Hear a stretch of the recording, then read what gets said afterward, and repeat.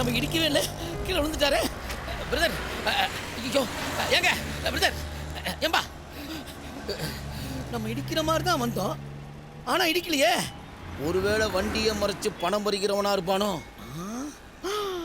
ஆலயம் கட்டப்ப பார்த்தா அப்படி தெரியலையே. ஏர் செக்அப் பண்ண இருக்குது.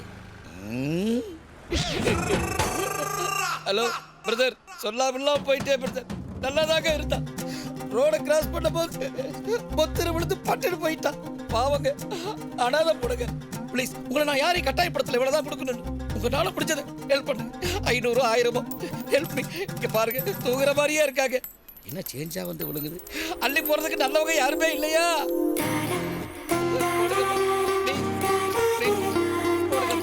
ஏப்பா, நான் என்ன ஓட்டா கேட்டேன்? நோட்டு தானே கேட்டேன். ப்ளீஸ்.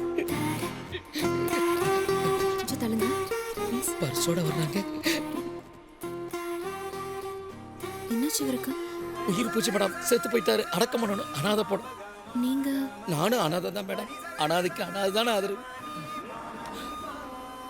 அடக்கம் பண்றதுக்கு மொத்தம் எவ்வளவு செலவாகும்? ஒரு வாரத்துக்கு சரக்கு, சைடிஸ் எல்லாம் சேர்த்து ஒரு 5000 rupees ஆகும் மேடம்.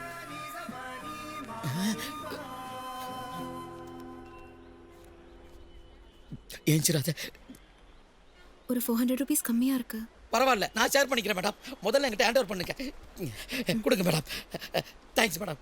அப்புறம் என்ன, தர்ம பத்தினி அள்ளி கொடுத்துட்டாங்க. எல்லாரும் கிளம்புங்க, கிளம்புங்க. நாகாத்தம்மா கோயில கூழ் ஊத்துறாங்க, சைடிஸ் கருவாட்டு கொடுத்து கிளம்புங்க. ரொம்ப தேங்க்ஸ் மேடம்.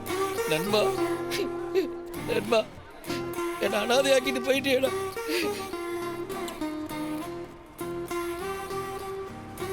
யார் பெத்த பிள்ளையோ தூங்கிட்டே நான் சம்பாதிக்க விட்டுருக்கேன்.